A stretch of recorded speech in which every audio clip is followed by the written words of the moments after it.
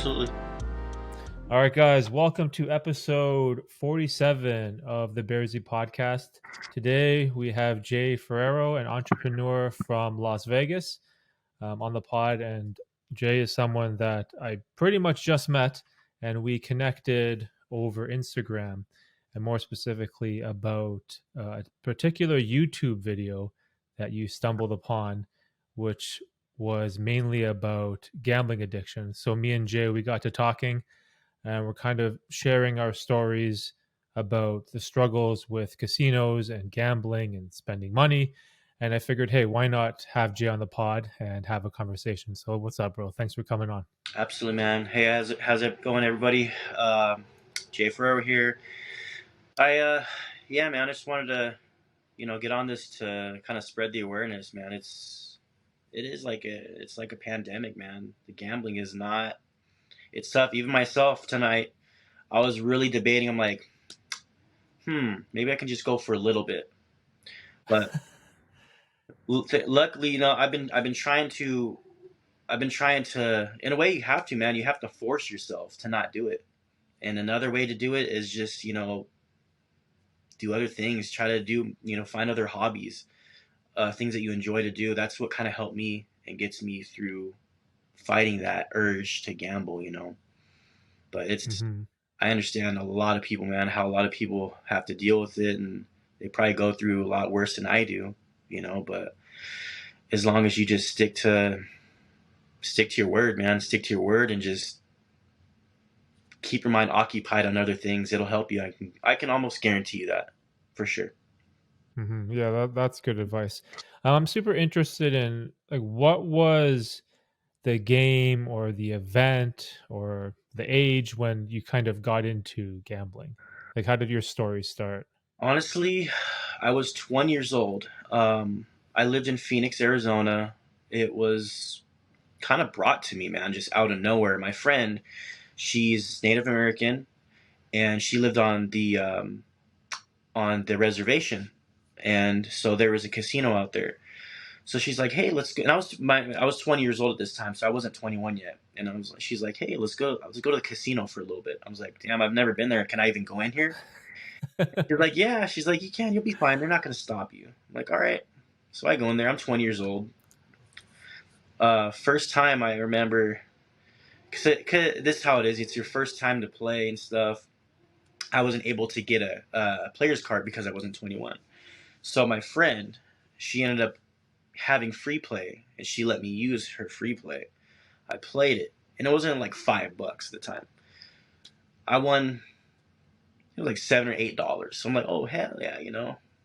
That's a nice little, $7, $8 that I didn't have before. So through time, man, it would just get worse.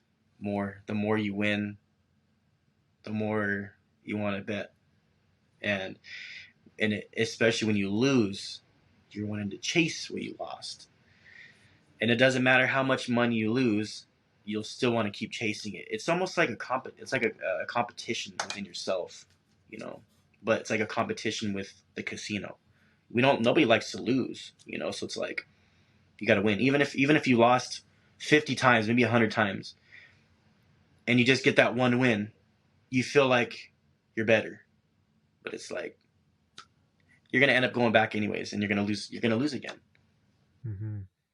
Yeah. So what was the game that got you hooked? The game that honestly got me really, really, really hooked. Craps, blackjack. Oh, really? Yeah, blackjack. So I went from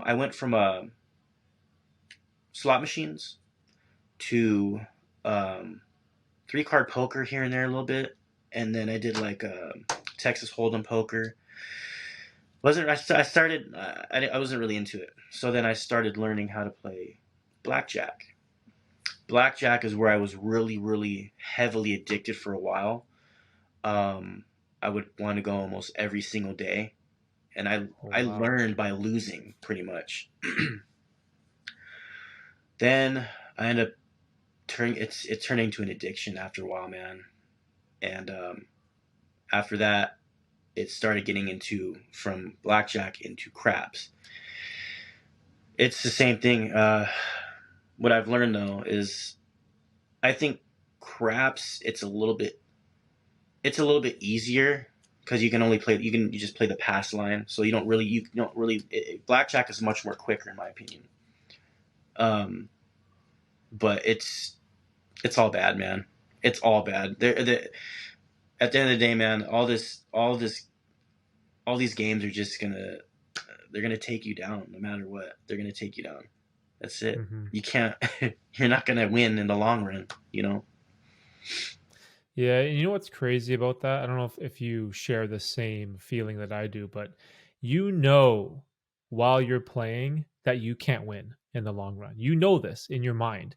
And yet for whatever reason, your brain just ignores that fact and you continue playing with the hopes of winning, even though you already know you're not going to. And it's like this very strange contradiction that happens in your mind where you are just going against your best judgment, and for whatever reason you get this like brain fog and you Yeah. just want to keep going and Yeah. just keep betting the chip, keep throwing the dice, like hit me, like next card, next hand. And there's like this strange delusion Yep. that you have, and this is what I had for like the longest time. I knew exactly like you're not going to win at this game, but for whatever reason I just couldn't use that logic to stop myself, if Yeah. that makes any sense. Absolutely. I agree. Been through that, man. Been through that. Been through every emotion as you can think with gambling, man. And it's even came to the point in the past where you really felt like you were trying so hard not to do it, but your body, your brain, your mind, your everything is just no, you just do it. Like you're playing tug of war with yourself, and you're losing because that battle, it feels like it's unbeatable. Like when that happens, it's usually the only thing that can really stop you from doing that. Well, me personally, is if I have something going on. That's why I feel like in a way too. I feel like if you have your mind occupied or you're doing something and you're keeping your mind off of it, it's it's you're not going to want to do it. You'll have your mind occupied. But then you think too. Then it comes down to that point where once you're done doing the things that keep your mind occupied, then you have some free time, and then you're like, okay, I'm a little bored. I kind of want to go hit the casino up right now. That's honestly most of the times I would do is because I was bored at the time. Mhm. But now it came recently. It came to the point where I would that boredom just turned into an addiction. Mhm. Well, that's crazy. And it must be even harder for you because you live in Vegas. So you're surrounded Yes, by casinos. It is like the place for gamblers, right? yes. It's tough, man, bro. Honestly, dude, I've gambled at every single casino out here in Las Vegas. From every single casino, Caesars Entertainment, every casino at MGM Resorts, Venetian, Palazzo, even local casinos out here. I've played at every single casino out here. Hmm. Well, that's crazy. Because, see, my situation is kind of interesting because in Canada, we don't have many casinos. They're very far from each other. So the closest for me is pretty much Niagara Falls, Oh right? yeah. There's like the Canadian side, there's also the American side, but that's like 90-minute drive for me. Yeah. So it's not like there's this easy accessibility. Like if I'm going to go to the casino, I have to have like a day planned in advance, like some free time, and then I have to go. Hmm. So in one sense, I'm kind of lucky because I can't just be like, oh, I got like an hour or two to kill. Let's just go hit up the Right. casino. Like that option isn't available to me. Hmm. So for me, it's been a little bit easier, but it's when I've talked to people that have casinos that are on their way to work or Yeah. maybe 10 minutes away or down the block or on the next city over. That's when it's the most like the toughest, Yeah. to break that addiction because it's right there, right? Hmm. Absolutely. It is. It's the toughest thing, man. The toughest thing when it's right there at your grasp. Like the closest casino over here where I live at, it's literally 2 minutes away. So 2 minutes? 2 minutes away, dude. I can Uber Oh lift it man. right over there. It's telling you, man. Holy I'm shit. very, very close today, and I hadn't gone. This is the very closest today. But luckily, my friend, she called me. She's like, "Hey, what are you up to?" I'm like, "Fuck, thank God." So, I'm person me as a, I guess you could say, as an addicted gambler. Um, I'm still fighting certain things, but I know deep down if I'm doing something to keep my mind off of it, and I stay occupied, and I'm not bored, pretty much. Uh, I mean, I can beat it. Anybody can beat it. You just you gotta stick to your word. You gotta force yourself, pretty much. And if something's there to just be an obstacle from you to keep you from going there, then that's even better. Yeah. I also wonder, do you have friends or people around you that regularly go to the casino? Yep. Yep. Oh man, you got all of like the Yeah. the toughest I've like got temptations around you. it, man. I've got it, man. That's what I'm saying. It's the hardest, man. And even when I was in Phoenix, I had buddies that gambled like crazy. They would go every night, and I would go every night with them. Um, Out here, I would say out here, there's a lot of the locals out here, people that live here. A lot of them don't like to go to casinos because they know how gambling is. But you get those few people that are just like myself, and just like anybody that's watching this, you guys like to gamble, and those are the types of people that I had around me a lot. Um, it's hard. It's really hard, big hmm time. You know what else is crazy nowadays too? It's the access to gambling websites on your phone. Yeah. That's what really worries me because again, like the proximity of the casino is so far from me that I can deal with that easily. But the fact that my phone, it's always in arm's reach. I could download Poker Stars or whatever, FanDuel or whatever sports betting website or app because that's what I really loved. I love poker and I love sports betting. Like those Oh are yeah. my two demons that really um like stuck the hooks in me. But poker was it's interesting because you play against people, so it was a little different. Yeah. But it was more like sports betting. I'm like, oh, I've watched basketball for 20 years. I know what's good. And then Hmm. you place a couple bets, and it's just like the odds are again. It's the same thing. It's always against you, right? So it's like Yeah. it's so hard to win anything. That's very true, man. Uh, it's all. It feels like it's unbeatable. There's times where it's if there's times where you feel like you can beat it and you've got it. You're like, I got this. It's weird because it's definitely a mental thing, because I've noticed that obviously when I lose a lot of money, I will literally I'll hate gambling. I'll be like, I'm done. I'll hate it. I'll never want to do it ever again for a couple days. Then after a couple days, once you kind of recover, it feels like you get right back into it. You're like, I'm good. We can do this. It's weird. It's really, really weird. hmm It's like an old habit that's comfortable. Yes. So it's easy to default back to. Yep. For sure. Yep. See, and that's a problem too, right? If you are so accustomed to going to the casino, being in that environment, placing a bet, chasing that dopamine rush, like you said, if you have a couple hours on, maybe a Sunday night where you're bored, you got nothing to do, you're going to immediately default to what is comfortable, right? And that Yeah. is just placing a bet, having some fun, putting in, maybe if it's like watching the game, betting on the money line, or just throwing the dice, right? Yep. Like that.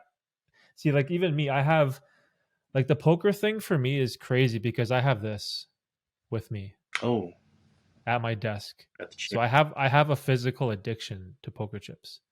So when I do this podcast or when I'm editing videos for YouTube, I have to have like a stack of chips like I'm at a casino. This is like the one thing I haven't been able to kick. It's a physical addiction. Right. It's very strange. Like it gives me anxiety almost when I Yeah. don't have these stupid chips in reach, and I always get this anxiety in my fingers, and it's just like that. This is like such a crazy thing to Yeah. be addicted to because not only am I like addicted to it mentally, but I have like a physical addiction in my hands. Mm-hmm. Like this is crazy. This is like the one like craziest things like that I've ever seen. So I like I don't know what to do about that. I know. I hear you, man. We all it's crazy, man. We all have our stamp of what we are pretty much how I mean how we're basically addicted to it. There's like with you, like you have to physically have those chips in your hands. Me, I have to do it because I'm bored. So like in order Mm, for me to fulfill the boredom, I have to the casino. It's like I guess it's probably an adrenaline rush for sure. It's like adrenaline rush because you don't know. You're like, am I gonna win or am I gonna lose? It's some sort. It has to do with an adrenaline rush, and it has to do with. It's hard to explain. It's definitely it's for sure it's mental. 100% it's mental, mhm. but it's also physical, man. It has to do with the physical side of it. There's a lot of things, man, and I think there's a lot of people how they have their own other ways of. Um, I guess they have their own, like with. There's another. I had a buddy. He um, he would have to play roulette like all the time, and the only reason why he played roulette is because he liked the spinning. Like he used to tell me that he liked the spinning. I was thinking to myself, like, what does he like about the spinning? And it's probably like maybe it's weird, man. Like we all Yeah, that's have, weird.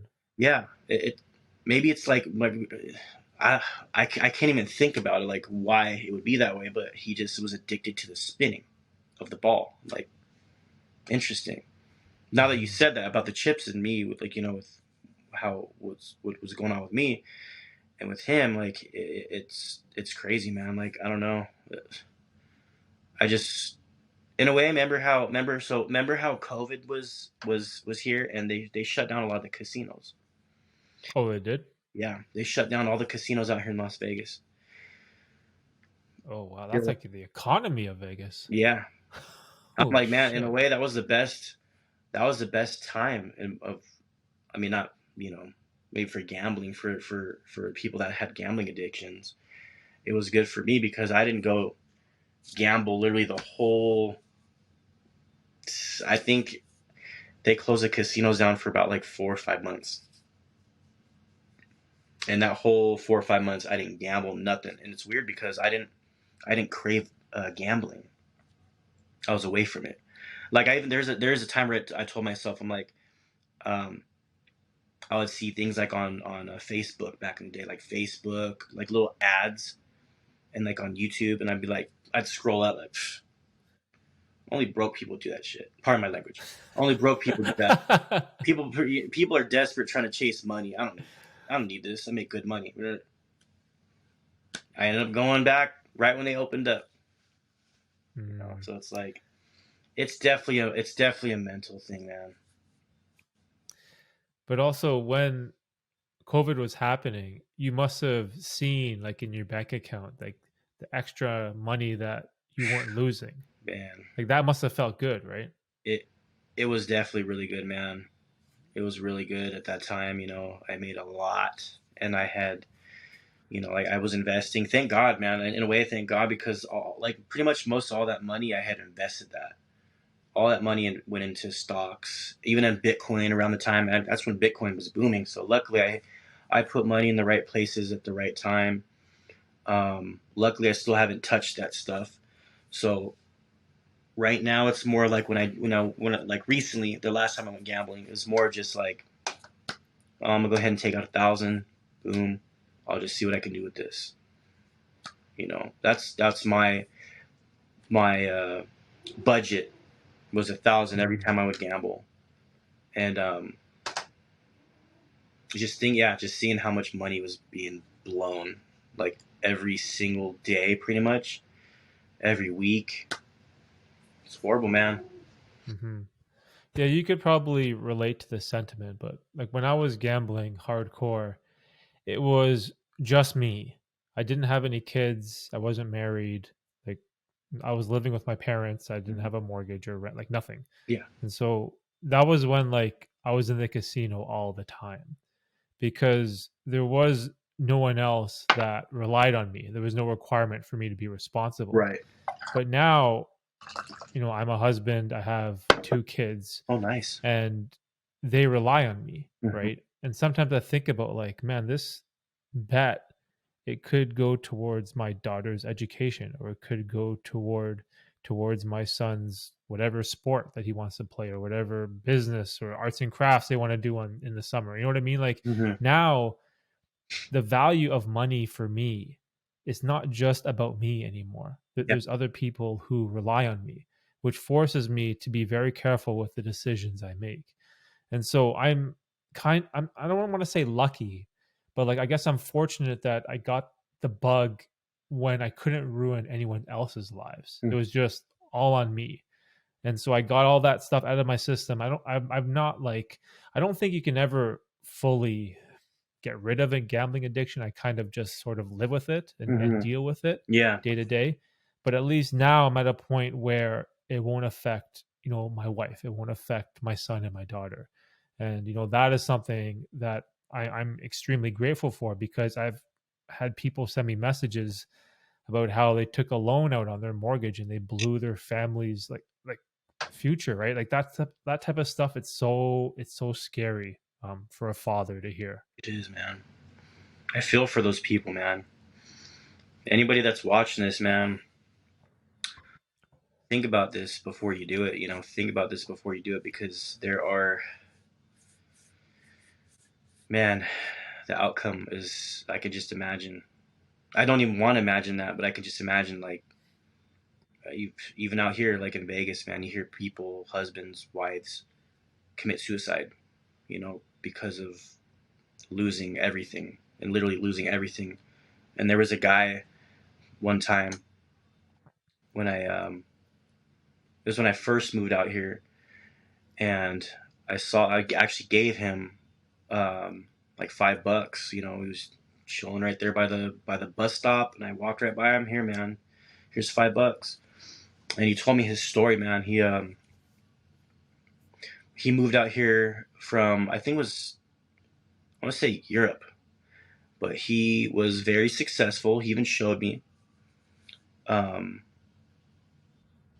he lost, I think it was like a little over 1 million, dude, and literally just Oh like man. in just like a month living out A here. month? Yeah, Holy in just shit. a month, and he couldn't even go back home. So he was homeless, living on the streets. His family was back wherever they were at, and I guess from what I remember, he was out here for like a business trip or something like that, and he lost everything because his wife couldn't even get him out here or get him back home. It's crazy, man.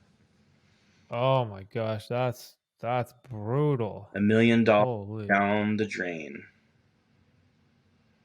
Like I wonder like how fast that went. It probably started like small and then it just started to ramp up as he lost, I'm Yeah. assuming. Because all of us, we always chase our losses, right? Yep. That's one of the most common traits that people with gambling problems have. It's always Yeah. chasing the losses or like doubling your bet to get back what you just lost. You know what I mean? Yeah. There's a specific terminology for that. It's like a specific strategy. Hmm. There's like a term for it. I see people use it on roulette all the time, where they're like, "It's not going to come up red every single time, so I'll bet 100 on Yeah. black. If it loses, then I'll bet 200, and then I'll bet 400, and then I'll bet 8." And I'm just like, Betting the "Oh my Yeah. gosh." Oh yeah. Betting the martingale. They're treating That's it. Mart- Yeah, that's it. The martingale. Yeah, yeah. that's it. Yeah. Oh my god. Treating life like martingale, man. It's crazy, Oh. dude. Oh man, it's crazy, man. Oh man, I understand, dude. Like, that's all I got to tell. Like, my advice to people, like, even though there's times where I wanted to go, and even recently, I don't, like I said, I either have things that'll block me away from doing it. Luckily, even my friend, she called earlier. Like I said, she called me and got my mind off of it.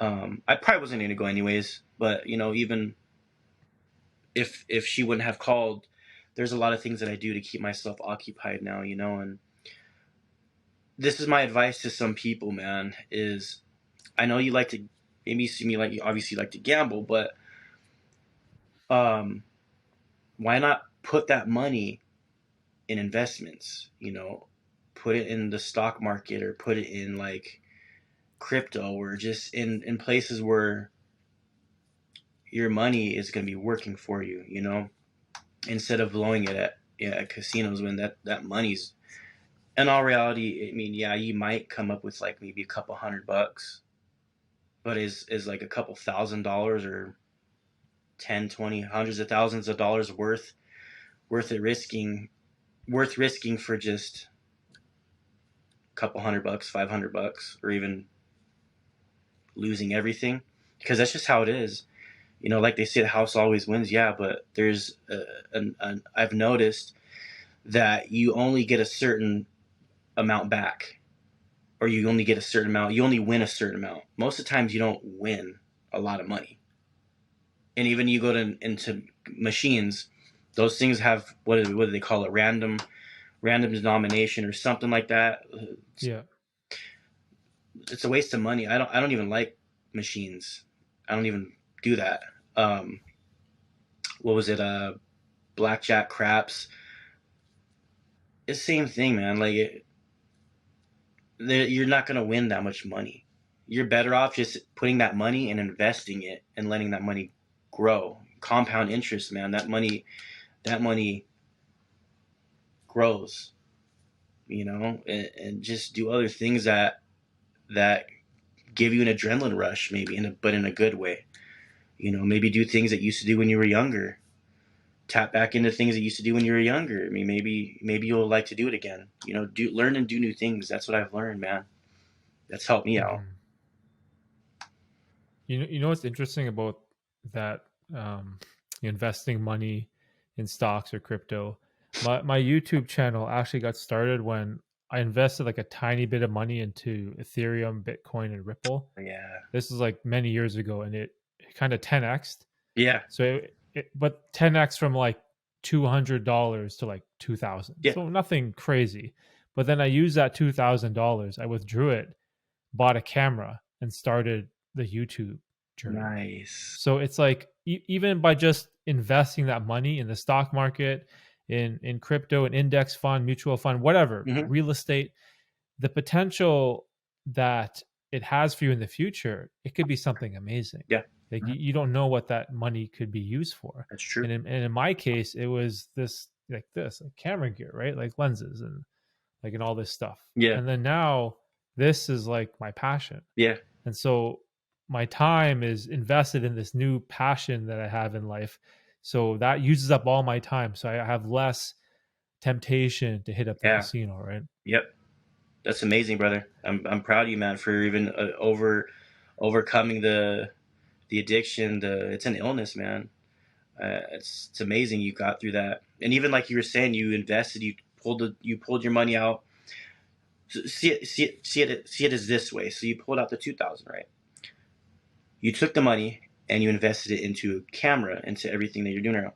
So I did look, and I did check it out too. Your YouTube page has over, I think it's like it's like 3,000 subscribers. Yeah, something like that. Yeah, 3,000 Yeah. something. So that right there is growing, man.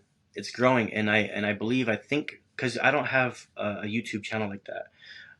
I want to, but from what I do know is I think it's 1,000. Once you hit like 1,000 or 1,500 subscribers, you can start monetizing it. So it's like you literally invested into something that you enjoy doing, that's taking your time away from gambling, and you can make money off of it.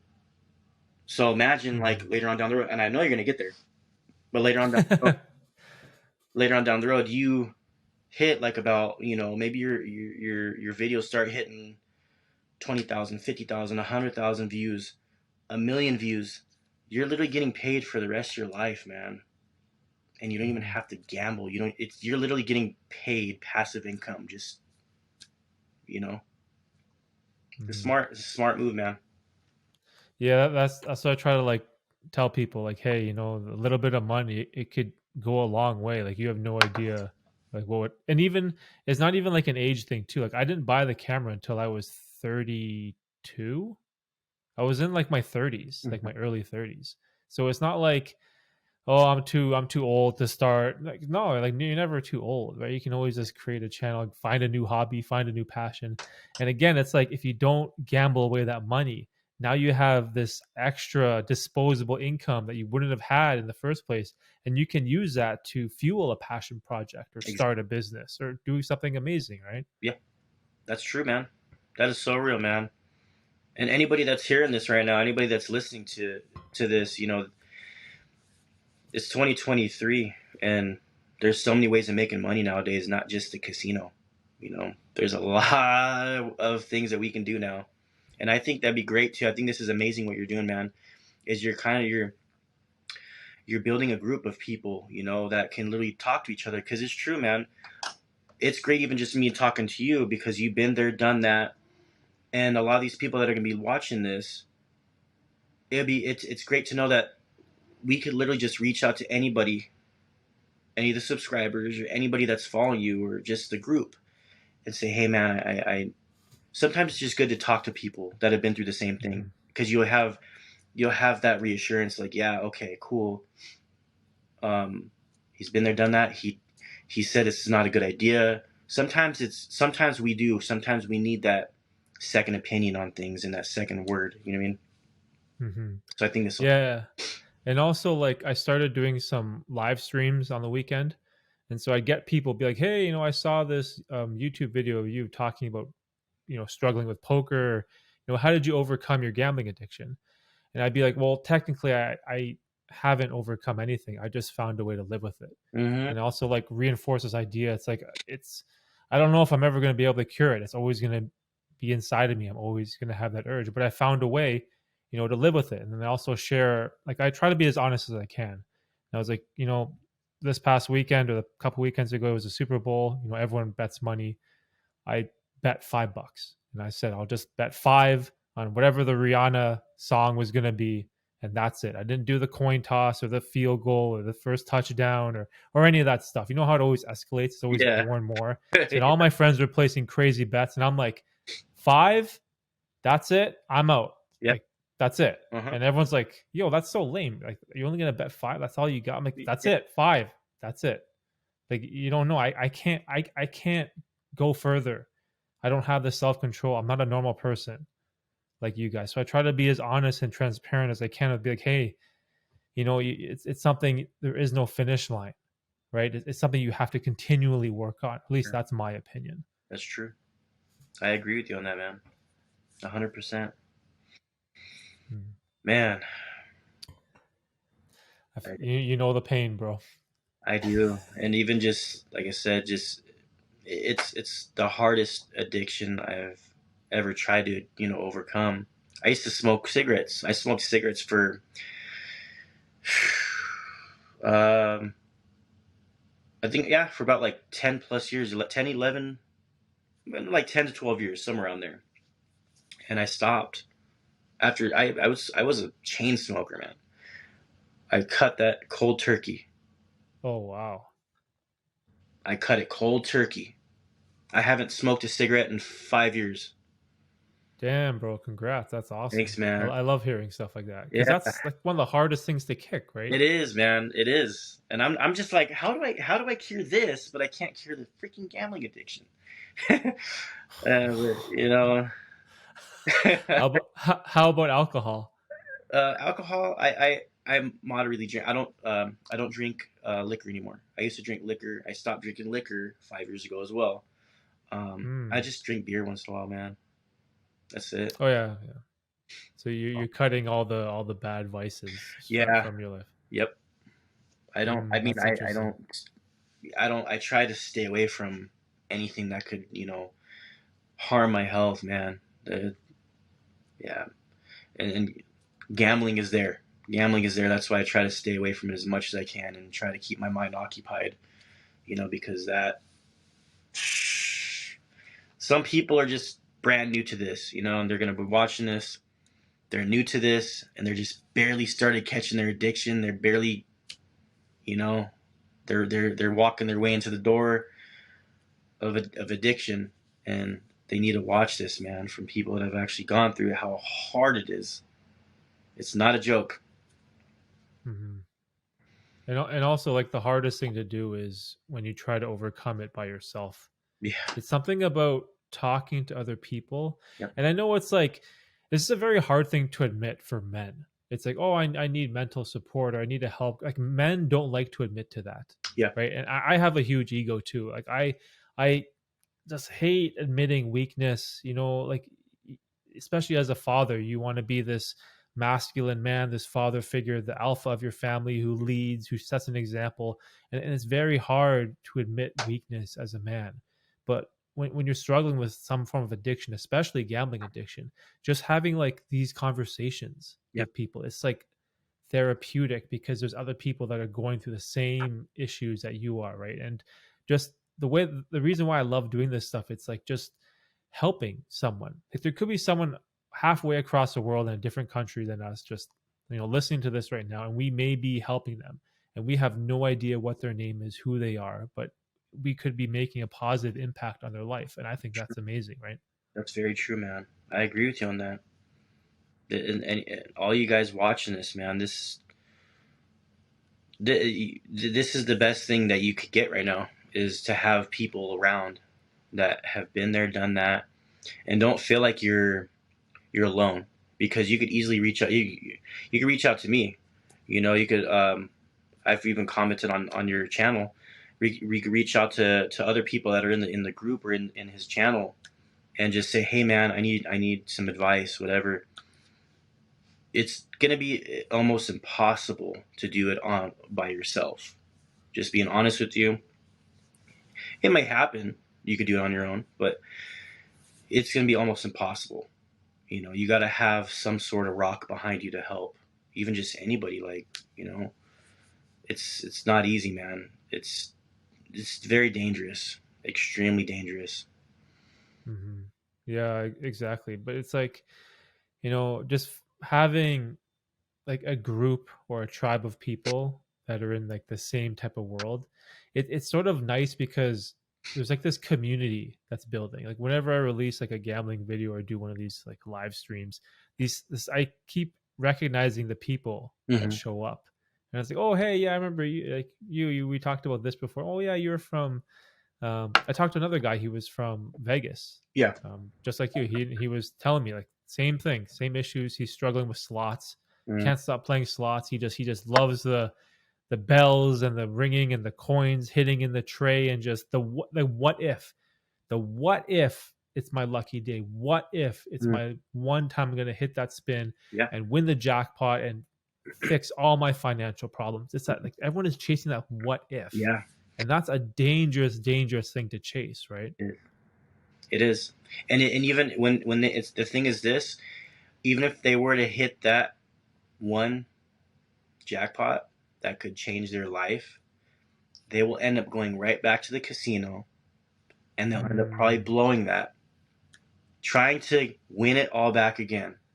When you lose a lot of money, you tend to want to gamble more because you've lost so much. Um, I've lost.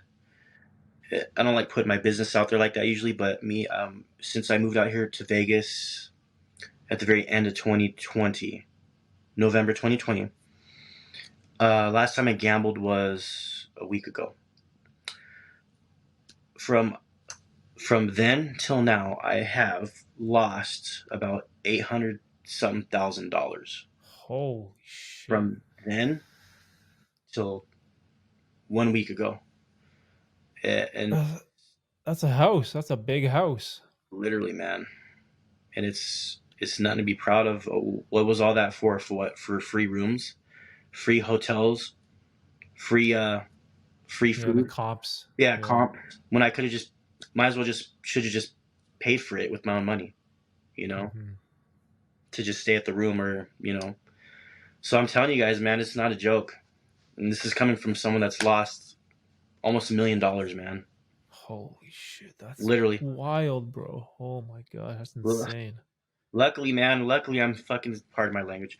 Luckily I'm still here. I'm healthy, alive, you know.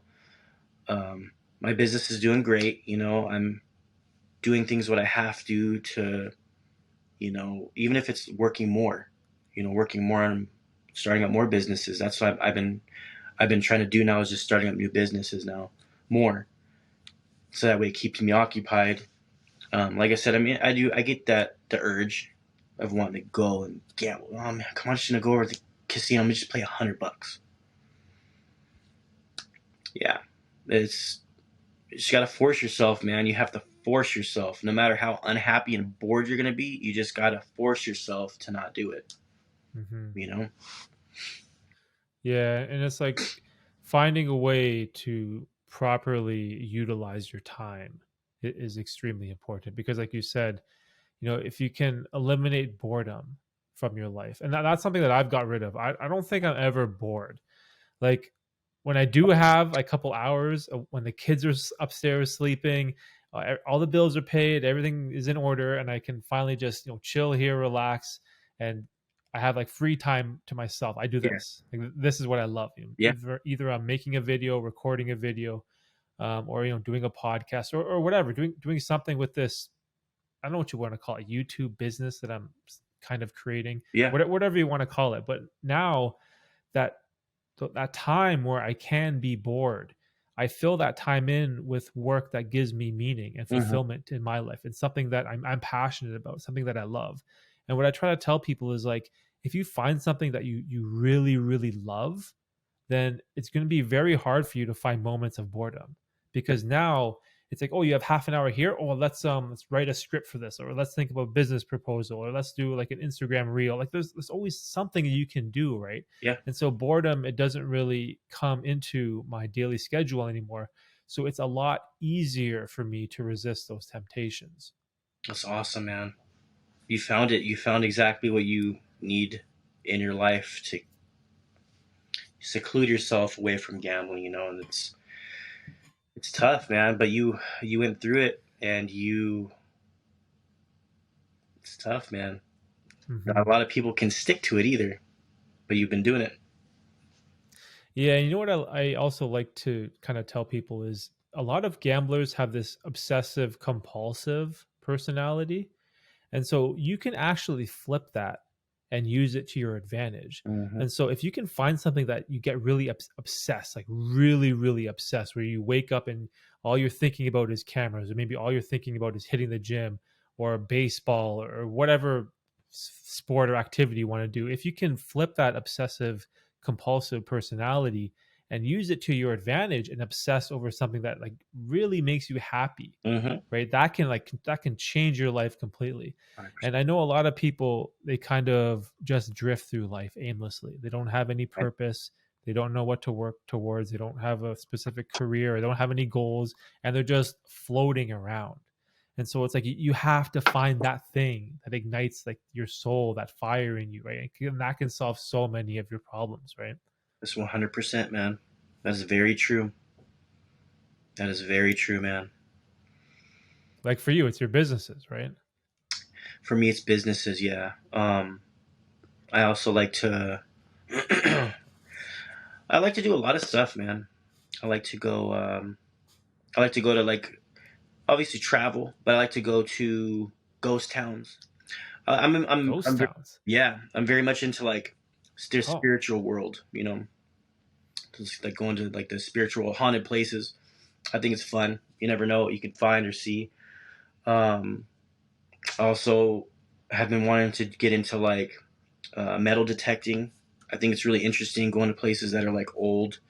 You know, metal detecting at places that you never know what you could find. You know, it's interesting to me. Or scuba diving. You know, going to metal detecting underwater. You know, just crazy things, man. You know, you just have to try things out. Like you were saying, you know, a lot of people don't have a purpose, or they feel like they don't have a purpose because they're not trying. You got to try things out to see if you really enjoy doing it. If it's your passion, you know what I mean? Hmm.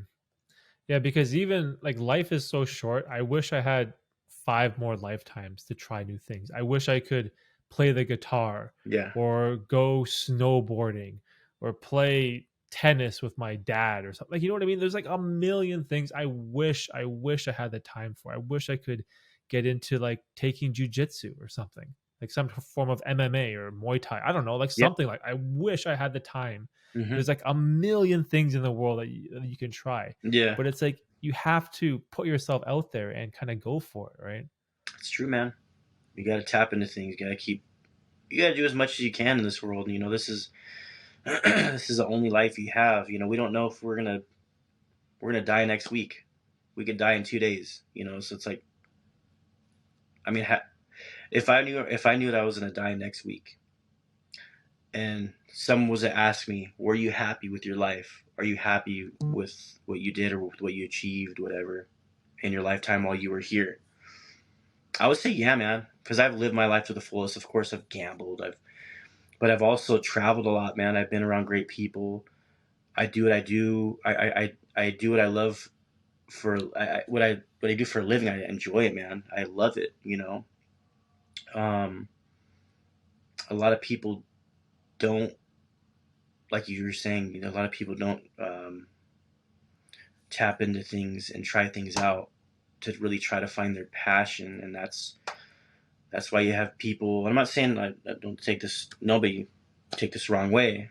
There's nothing wrong with working at a job, but there's also people that literally they're forcing themselves to work at a job that they hate when they could be doing something else on the side on their free time instead of like watching Netflix or whatever. There's nothing wrong with it, but watching Netflix or even going to gamble when you could be putting that time into other things and start up your own business using your own skills. You have talents. Everybody in this world was blessed with a talent or a skill, so use that. Use that. Mm-hmm. That's what we're here for. Yeah.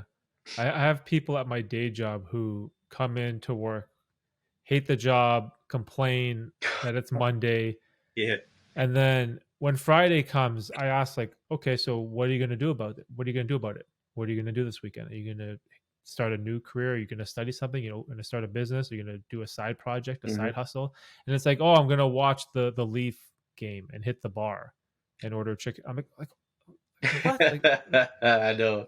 then why do you complain so much about it? I know. And their answer is like, oh, the government doesn't give us enough jobs. The government taxes too much. The government doesn't increase our wages enough. Hmm. It's always like someone else's fault, and no one Yep. takes that accountability. Yep. Because again, it's even though we say these things and it makes sense, like it makes sense to you, it makes sense to me, but it's like it's very difficult for a lot of people to hold themselves accountable and do the difficult thing of putting themselves out there. Yep. Whereas the Netflix with some beer and some chips on your couch on a Saturday night is extremely, extremely comforting. And it's extremely easy, Yeah. right? And it feels good. Yeah. But it's like, again, it's like, do you really want to make that change in your life, Yeah. right? Uh-huh. And people at work, they kill me all the time because a couple people have found out about this like YouTube channel and podcast thing that I do, and I get roasted so often, and I'm just like, oh man. I'm like, oh, bro, I'm trying to do something, man. I'm trying, right? Yeah. Come on. Uh, it's definitely gonna happen, man. Oh man. Oh As, man. My last job that I had was 5 years ago. Um, I remember I would literally do like you were talking about coworkers and stuff like that. I would literally, while they would be teaching us things, or even at work, I would be on my phone trying to get my business going at the time. Um, Lunch came, any break, boom. I was happy. I'm like, yeah. Started working on my business. I'll go by myself. Lunchtime, I'll sit by myself. I wouldn't talk to nobody. I would be on my phone working on my business. People would come over here trying to talk to me and just, which is not bad. I mean, that's cool, getting to know people. But they definitely were not the type of people that I would want to be around because they would gossip, you know. I don't, I've always been that type of person. I couldn't, I don't like gossiping about people. My time is precious. I would rather make money. I'd rather find ways of making money instead of sitting here talking about another human being, about what they're doing, when I need to worry about myself. And that's why you're saying that people don't, they haven't found their purpose and they're just lazy. They're lazy and they have nothing else better to do. I can't be around people like that, you know? And even since I was a kid, man, I was like that. The same thing. I literally started my own business when I was 12 years old. I would Damn. watch around car washing, going auto detailing cars and stuff like that. And even as a kid, man, I couldn't be around people like that, dude. You know, I couldn't be around people. I was always on the grind. I was always hustling, making money, you know. All these other kids are over here complaining and trying to uh pardon my language, talk trash about other individuals. I don't have time for that, man. Time is money, money's time, you know. It's not Hmm. always time. You always want to experience life and make the best of it, but you can't do that by just talking about another human being, you know. Hmm. Yeah, I call those people cogs in the wheel. And it's unfortunate because I don't mean it in a derogatory way. I'm not trying to hate on them, Yeah. but there is this intrinsic hate that they push towards entrepreneurs Yeah. where they feel like what you're doing is risky. Yeah. There's no guarantee. Why are you putting 80 hours a week into this thing that may not work out? And I'm always like, I would rather put 80 hours a week into my dream of like this YouTube stuff Yeah. than put in 40 hours a week at our day job for some CEO's dream, right? And I work for a logistics company. I work for FedEx, Oh, nice. right? And so I've been there for like 11 years, and it's like, is my dream aligned with the CEO's dream to be the best company that moves boxes around the world? Like, obviously not, right? Like, I have my own dreams and goals and aspirations that I want to work towards. Hmm. But it's like when you get that entrepreneurial mindset, it's like you want to work like 10, 12 hours every single day. Yeah. And when you take a vacation from the day job, like what I do, when I take my vacation, I can't wait to answer my emails or edit a video, work on the Yeah. business, start a newsletter, I open my Yeah. website. Like I'm like in that grind mode that Yeah. you and Uh-huh. you can totally relate to this, Yeah. right? Uh-huh. You don't need a vacation from this work because it's not work. It's Yep. what we love, right? Yep. Your passion, man. Just like you said, it's not work. It's a passion, man. That's why it's funny. Like you're saying that right now. Like my my a couple friends. They'll be like, "Hey, what are you doing? Are you still working?" I'm like, "I'm not working. I'm not. I don't work. I don't, bro. I'm not even. I haven't worked in like 5 years, dude. That's just how I see it like that. I'm not trying to. And it's crazy because I think a lot of people too, dude. When you, I'm pretty sure you get this too. You know, like because I see you as successful, man. I think you're very successful. Um, you ever get that where people will you'll try to tell them your goals, or you'll tell them you've achieved this, you've achieved that. You're even like on your YouTube channel, it's got over 3K, man. And then people just kind of, oh yeah, that's cool, or they'll just kind of like they'll throw a little comment out there, like they won't congratulate you. I mean, there's no you don't have to be congratulated, but more is like you feel like you're bragging. Hmm. Hmm. You know what I mean? I It's like Yeah, you I know what you can't mean. talk you can't talk you know big stuff with little people.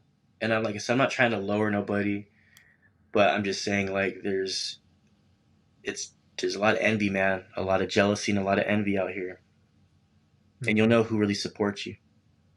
Oh, for sure. You know what's interesting about that? I used to be someone that was big on setting goals and trying to achieve things. Because I used to be an entrepreneur before with Hmm. like this whole poker stuff. But I read this book by Grant Cardone Hmm. called The 10X Rule. I don't know if you've heard about that book. Yeah, the 10x. Hmm. Yeah, so he talks about like setting goals that are 10 times higher than you think. And so in my journal, I used to write down, I'm going to get 100,000 subscribers. I'm going to get 100,000 subscribers. I'm going to get 100,000 subscribers. And I would write that every single day. Hmm. But what happened was I was putting in 100,000 subscriber amount of effort. Whereas now I 10x that goal. I'm like, I want to hit a million. Mhm. Like, how do you hit 1 million subscribers on YouTube? You have to outwork everyone. Mm. I gotta do I gotta do videos. I gotta do streams. I gotta do shorts. I gotta do podcasts. I gotta do everything. I gotta put in the work. So now I'm on that grind. I'm grinding that samurai sword, right? Because I have this like super inflated 10x goal of 1 million subscribers. And when I tell that to people, they think it's ludicrous. They think I'm an idiot. They think Yeah. it's crazy. They're like, "You have 3,000. You want to get 1 million? That's not even possible. How many do you get a day?" And they kind of like do the math, and like they sort of have this like limited mentality of what is possible, right? And what happens is it's like that old saying, crabs in a bucket, right? Where I'm Mhm. trying to escape and they're sort of trying to pull me back down with them, Mhm. right? And it's like this limited mindset that people have towards the entrepreneurial space. But it's like, and I try to tell people, even if I fall short on my 1 million subscriber goal, what if I hit like, I don't know, 400,000? That's still pretty damn good, Yeah. right? Oh, You know yeah. what I mean? Oh, yeah. So, Oh, yeah. so That's the money's in, man. Money right now is in freaking YouTube, dude. Like, man, people don't understand, man. Like we were saying earlier, it's 2023. There's a lot of money to be made on the internet, and YouTube is one of them. I have a YouTube channel. I just don't. I haven't promoted it. I haven't gotten mm, it out there. I haven't marketed it. It's gonna happen, but it's like you were saying. It's all everything that's going on in your life right now. You have to test things out, try things out, even if some of these people don't even know they've never tried YouTube before. What if that's their destiny? What if that's starting up a YouTube channel was something that they were supposed to do? You know, mm, what if that's something that they were meant to do? You just got to try things out, people. Like not just gambling all the time, not just gambling. It gets boring after a while too. Remember I was telling you about how I get bored. There's been times where even gambling gets boring because it's the same repetitive thing over and over, going to the same casino, playing the same exact games at the same exact machine or same exact tables with the same exact people all the time with the same exact dealers. So it's like, mhm. I don't even know, man. It is tough. It's tough, but Mhm. you have to Oh, feed. you know what I fell for? You're talking about this earlier, but I used to get this like gold status VIP card from the casino I'd go to, Yeah. and it gave me free transportation with like a bus that would take 90 minutes, Oh and yeah. they give me free dinner Mm-hmm. once per day. Uh-huh. And so I'm like, yo, I got free bus and I got free dinner. But then I was like, wait, the bus, if you don't have the card, it costs $5. And the dinner that they gave me, it was like a roast beef sandwich and chicken noodle soup and like a Pepsi. That's like $10. But So like yeah. that's like $15. That's Yeah. 1 hour Yeah. at like a minimum wage job. Uh-huh. And I'm getting excited over this. Oh, gold VIP card. I get free. You know what I mean? It's like a trap. Yeah, it is. They trapped me. I fell for it. I was a sucker. Yeah. Right? There was like they were showing me this. Oh, you're a gold member VIP. We're giving you this value for free. Uh-huh. But what they're doing is they want me to come in the front door. Yeah. That's the whole point of it. Yeah. Is to get me onto the stupid property in the door, give me some food, Mm. and then gamble my money away, right? And I fell for that. I I know. fell for it hook, line, and sinker. Yeah. And it's like embarrassing, right? But I it's just I something know. I just remembered when you were talking about that earlier. I know. Man. I've been there too, man. It sucks, man. Oh, man. The food is shit too. The It's not food's that not good. even good.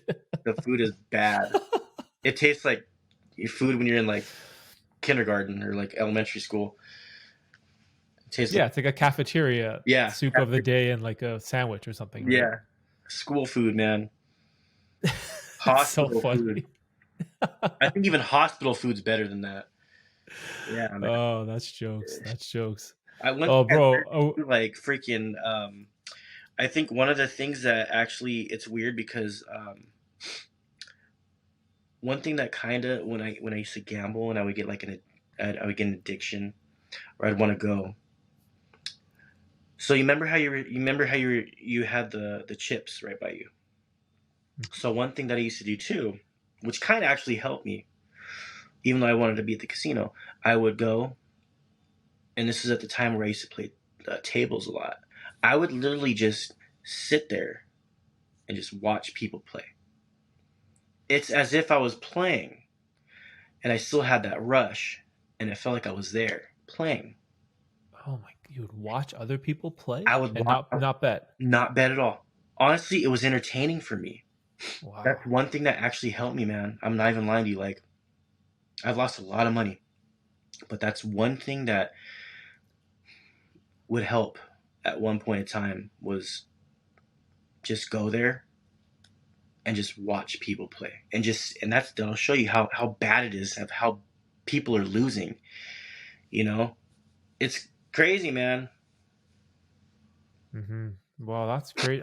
I never heard of anyone just watching people play. That's wild. It just Because I've heard all kinds of craziness, like stories, and I've seen all kinds of like wild stuff at the casino. It's like I've seen someone die at a slot machine before, yeah, which is messed up. I've seen not only people lose money to the casino, I've seen people lose money to other people who are addicted to gambling. There's all these scams that people run in the casinos too. It's like those people that come with their drink and like, oh, let me tap your chips for good luck, and they tap your stack. At the bottom, they have like this super gorilla tape, oh yeah, and so it takes the top chip from your stack.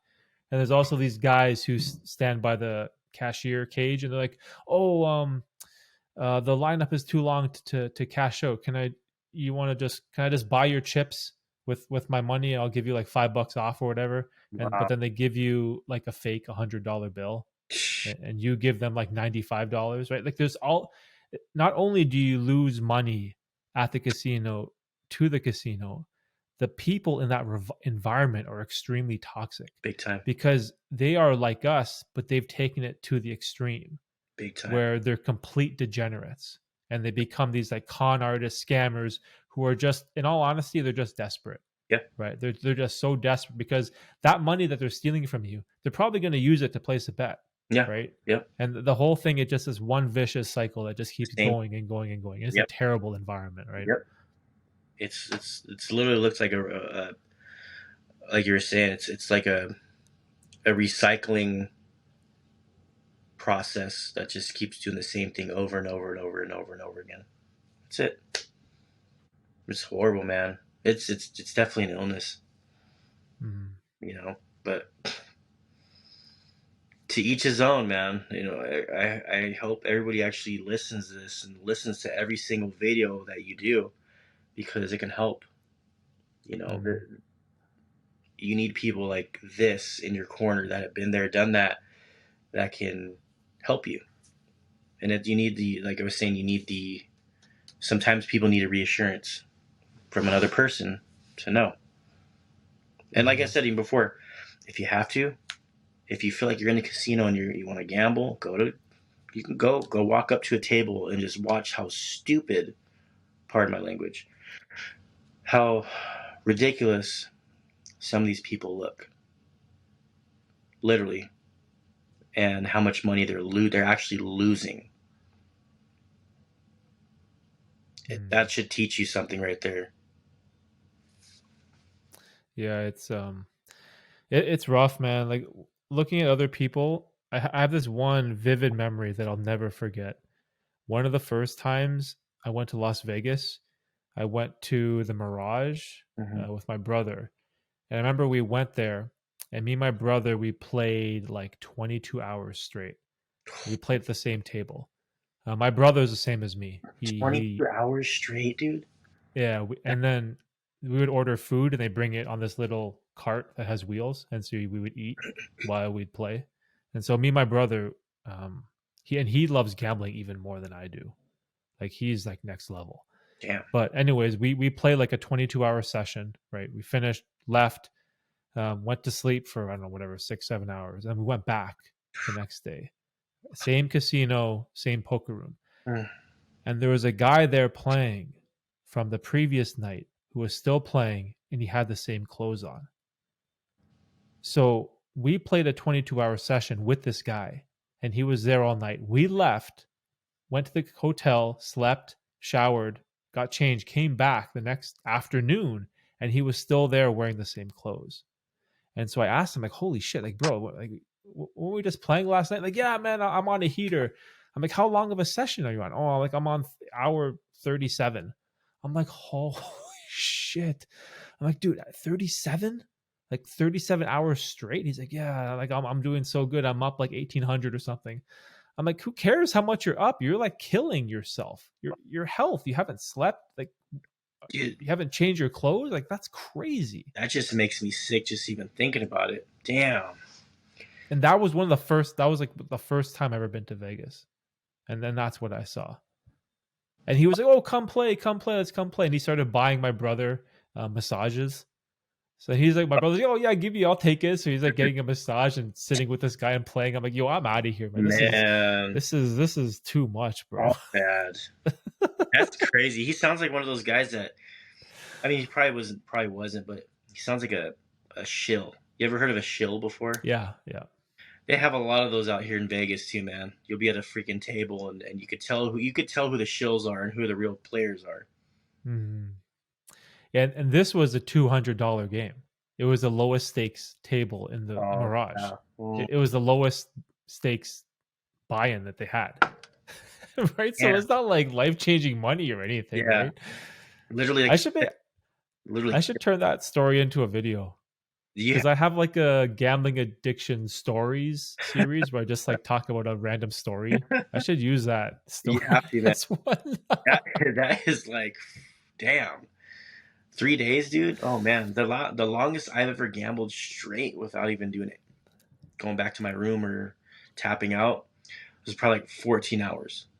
But damn, but I can even think, fuck, 22 hours too, bro. Like, whew, man, that's Yeah, yeah, it's because of the poker. Like when I played in the World Series of Poker, we'd play like 12, 13, 14-hour days. yeah, So it's like poker players were accustomed to being at the table for like long periods of right, time. yeah, So for me, it was just normal. It's just normally, like what everyone did. All poker players just have these super long sessions.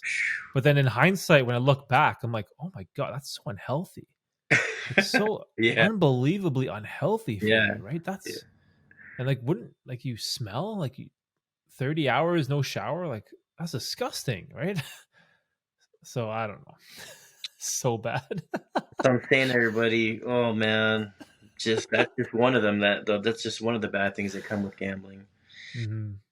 Losing money, damaging your body, mentally, physically, all that, man. Jesus Christ, man, that's crazy. Yeah, I think the mental health part is often overlooked. This is something it's actually like a subject I've been talking a lot about recently, and I have a video I recorded yesterday. And I think one of the biggest solutions I think for gambling is not really about reducing your environment, your friend circle, self-exclusion, not going like those all make sense, but I think the core idea is your mental health. Yeah. You need to like develop this mentality like you are not someone who goes to the casino. You have the ability to say no, Mm-hmm. right? Like when your friends or coworkers want to go and see the horse racing after work, you say no, right? Or when your friends or your brother or sister like wants to go to the casino and play some craps, like you say no.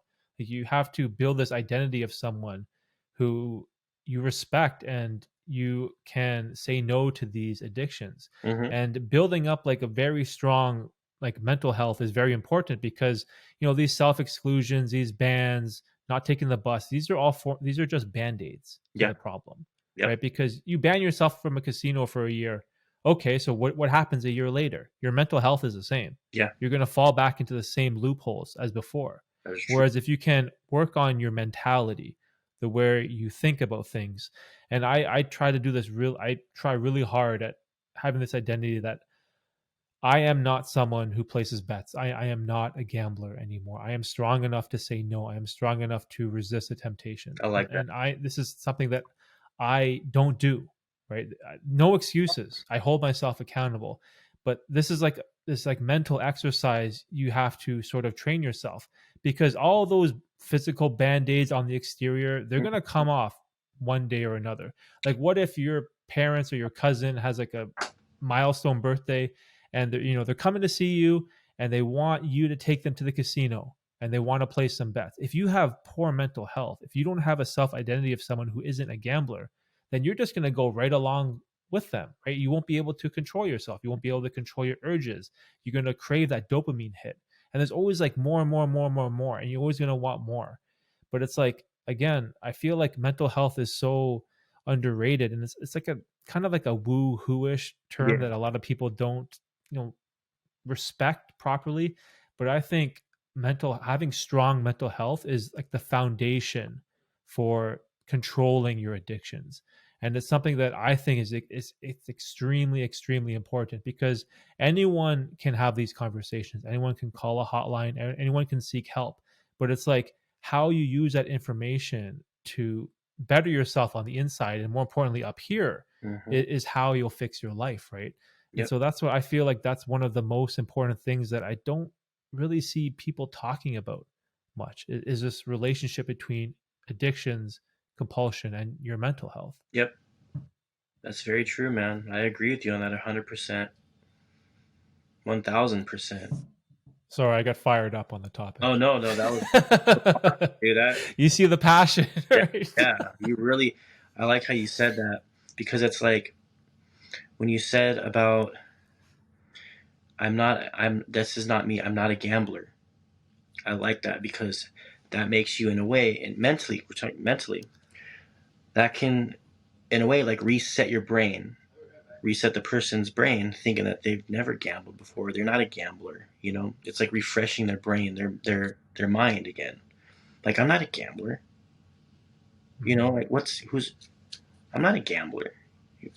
That, I think that could really help. Like, I like that a lot. I think that can help out a lot of people, and especially if you repeat it all the time. Mhm. Because that's what I said to myself at the Super Bowl. It's like all my friends were placing bets. They had they had a laptop. Hmm. Like at my friend's house on the kitchen table beside the pizza and the wings, they had a laptop with all the odds. We had a list of the top 20 of Rihanna's songs, and we're all playing I don't know, there was like odds on each one of them, right? Hmm. And I'm like, I'm not a gambler. This is not me. I don't give a shit what these are my friends. I love these people. I'm sure they're going to want me to participate with them, but this is who I am. And who I am can bet $5 responsibly and call it quits. I have a level of self control where if I bet $5 and I lose, I don't give a shit. It Yeah. doesn't bother me in the slightest. It's only $5. But if I bet $50 or 500, that's a significant amount of money that I'm going to want to chase, right? Yes. So now I'm going to be emotionally invested. But I have this identity of I am not a gambler. And if I'm just betting $5, that's it. I can easily just say no. And so when the bets started to escalate after the Rihanna's song that she picked and I lost my five, they're like, "Oh, let's bet on this next thing." I'm like, "No, I'm just going to watch the game. You guys do you. I'm be here on the side." Yep. And so it's so much easier for me to resist temptation because of this like mental health exercise that I kind of play with all the time, because it's something that's really helped me progress, right? Yeah. Absolutely. That's awesome, man. You found exactly what you needed to do. Question: when is the last time you actually gambled like you used to? Gambled like I used to. Yeah. Um,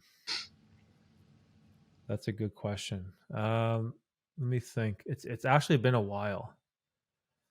Um, because I used to gamble a lot. I think 2012. 2012. Wow. Yeah. It's 2012 because I started working at FedEx in October 1st, 2012.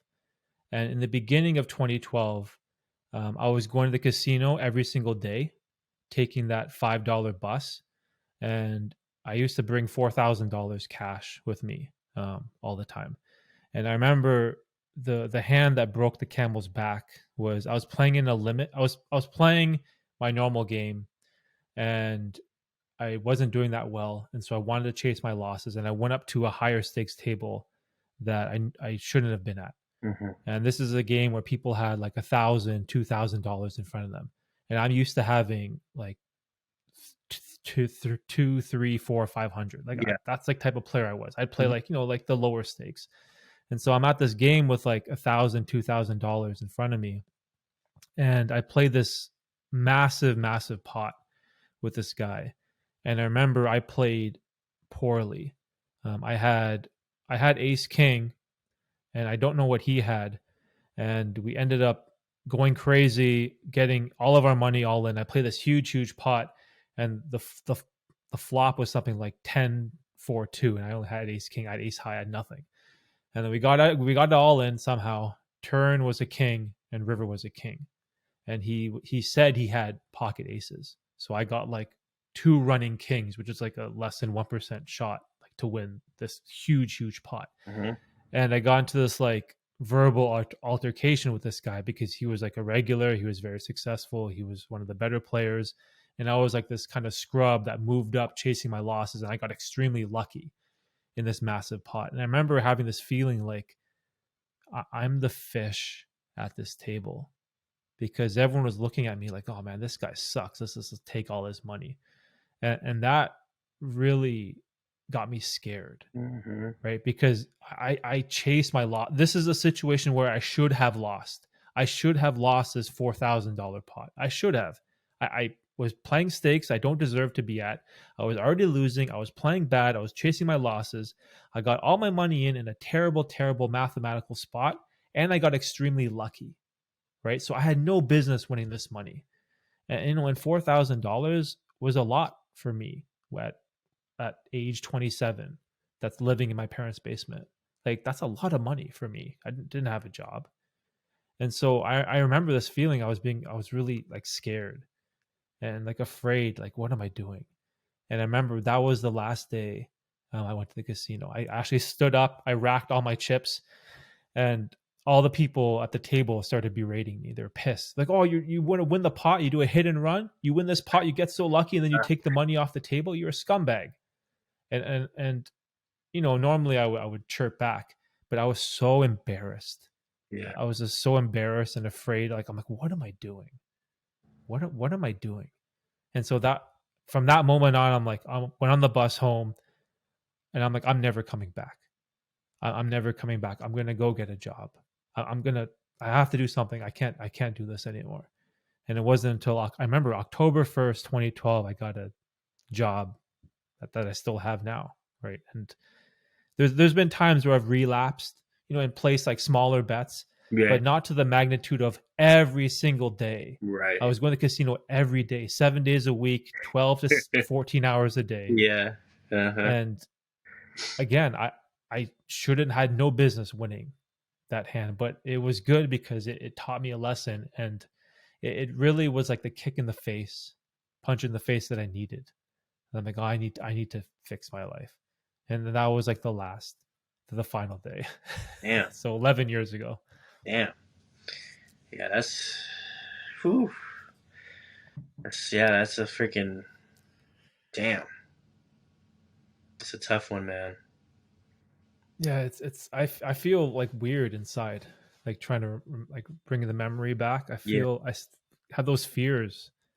Like it was just a bad time. It's just I was young, making poor decisions, just ruining my life.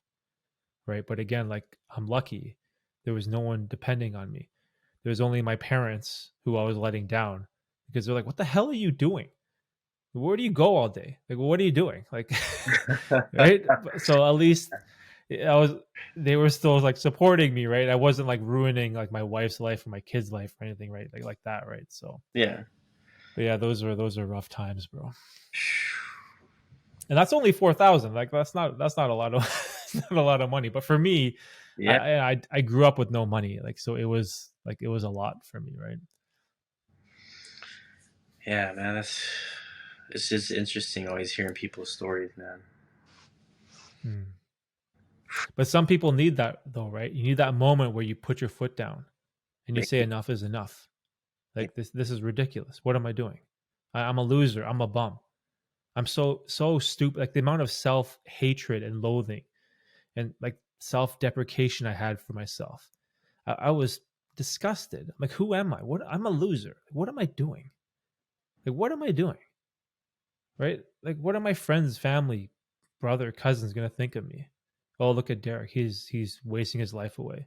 He's a loser. He didn't amount to anything.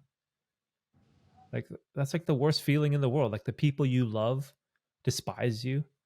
They think you're a failure, Oh yeah. right? They Like look. like some people need that, right? Mm-hmm. They look at. And I needed it. I do. It's so true, man. I hope everybody's watching this, man. They can ingest all this information, and man, there are millions and millions of other people out here just like me, you know, same.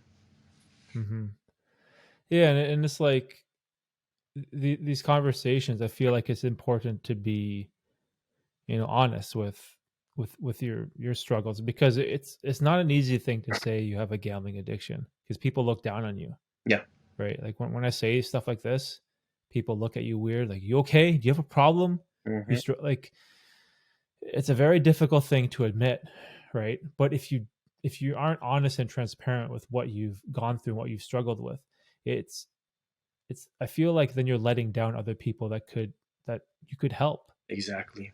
right? True. 100. Like I'm sure there's some people that totally relate to your story Mhm. that also totally relate to mine, and they gain something from our perspective and our experiences that now they think like, oh, okay, maybe now I can put more of my time and effort into my business, and that will keep me out of the casino, or maybe I can do this or do that or take my money out of my stocks and try a new passion project or something, right? Yep. That we were giving them these ideas, Yeah. like these little sparks, these little tidbits of information. Oh, try this. Oh, try that. How about this? How about that? And because there is no one size fits all answer for this. Like people search on Google, how do I stop gambling? Like there is no one answer that applies to everybody because Yep. all of our situations are vastly different, Yep. right? So it's again, I feel like it's important to have as many of these conversations as we can, and share like what I've gone through, what you've gone through, and hopefully that can resonate with someone, right? 100%, man. 100%. I love this stuff, bro. Bro, same, dude. This shit's just. It's one of the toughest fucking subjects. Yeah, I just hope people. I hope people can actually use this information and, like I said, always have someone there. Always make sure that you have someone, or even find someone. They have groups, places like even on Facebook. They got gambling addiction groups, YouTube channels like yours. Um, Talk to people that have been through the struggle, have been through the addiction. You can't really talk to people that have never been there, done that. It's not gonna. You're not gonna have the confidence of changing yourself because that person or whoever that was, they haven't gone through it compared to people like me and you that yeah, that have literally struggled, going through that lifestyle. Hmm. Yeah, it's huge, man, and there's also like there's a couple other things that really help me, but I'm sometimes wary of sharing because I don't know how beneficial they will be to other people, but I feel like it's still worth me sharing anyway. Mm-hmm. And I've made videos talking about like my use of psychedelic mushrooms, and I've found tremendous benefits Really? when it comes to psychedelics. Yeah, and really overcoming things like my addictions and just becoming an overall better person. However, this is kind of like that's like the mental health thing. I 100% believe in, and I feel like can work for like almost anybody. I feel like it's a great concept to apply to your life. Whereas like the psychedelic mushroom one, it's a little bit tricky, Mm-hmm. but that's the other side of the equation that really changed everything for me. It was like having these psychedelic experiences where I went through periods of ego death, and I really found out what was meaningful to me. And it's hard to explain some of these experiences with words, but like I really learned why my kids are so important to me, because I had an experience where I felt the loss of a child, and in the moment I you can't tell if it's real or not. So the experience felt 100% real. So the way that I acted to the experience was if as if my daughter died. And when I came out of the trip, my shirt was soaking wet because I was crying my eyes out, Yeah, damn. right? Because I thought it really happened. Mm-hmm. And from that trip, what it taught me was I realized how important these two little kids, these that are running around upstairs, how important they are to me. And it made me a better father like 100 times over. Now when, they drop something or they break something or they, ruin my stuff, before I just get pissed and I'd be yelling. But now it's like, you love these two little human beings. They mean the world to you. If you're lucky, you're going to have another 60 years with them, right? And it gives you this like perspective, and it's like these two people mean so much to me, and I'm taking this money that could be used for their future, and I'm gambling it away on the roulette table. Like, what the hell are you doing? Like it. So like when I view psychedelics, it's giving me this like perspective of what is really important in my life, and that kind of that's what really motivated me to make a change. And I'm like, holy shit, like what am I doing? Right? Because no longer was it adolescent Derek, teenage Derek, who can kind of do whatever. Now there's people that depend on me and rely on me. And it was the psychedelic experiences that I went through that really opened that thought up in my mind, which made me like really motivate me to try to like chase down these ideas and improve my life. And it's again, I'm very squeamish about recommending this to people because it's an illegal substance. It's a Right. Schedule 1 drug. In Canada, it's different. The spores are legal, so we can grow them here. I have friends who are cops. They don't care. They have bigger things to deal with. They have to deal with crime and guns and Yeah. rapists and theft. They don't care about some guy growing mushrooms in his basement. They could care less, right? Yeah. So it's like, you know what I mean? But still, it's like I don't want to promote. I try not to promote that as often. I try to go down the path of, find your passion, work on your mental health. Those are the keys. But I would be lying if I didn't say that psychedelics played a decent part in this journey for me. It's amazing. Definitely controversial though. No, it So, definitely sounds like it, especially not being from how much of a gambler you were and how long it's been since you've done that. That'll mhm. that'll tell you something right there. You know. Well, you could relate as a fellow father, right? Yeah. You know all too well what those little people mean Yep. to you, right? Yep. Yep. That's why I always think, man. Every time I have that little same thing, same thing you were saying, that money can go to my little one. That's why spend it, throw it somewhere else when you can put it somewhere where it really means something. Mm-hmm. Like, what if one day in the future they want to go to a prestigious university, or maybe they come to you, they want to open up their own business, or maybe they want to travel the world and, have some life experiences, and you could have had that money for them Yep. invested in stocks or an index fund or the S&P 500 or like whatever, like you said, right? Yep. And that could be like one of the happiest days of your life, because you're giving your child all the opportunity in the world, and that's like so important, right? It's very true, man. Very true. Or you could be throwing dice at the craps table, right, and be gambling their future away. Like that's also another possibility too, right? And that's like again the perspective. Yep. The perspective you have to have is so important. And again, it all ties back mental health, right? Your mental health, your mental well-being, who you identify as, Mhm. like what really motivates you, what do you really care about. Like those are, I think, those are the core tenets that will really help people through this journey, because I know 100% it's helped me without a doubt. Real, man. That's real. 100% permanent, not permanent, like long-term pleasures compared to temporary pleasures. Hmm. That's a big thing. Oh shit, the thing just shoot. It just said I have like 7%.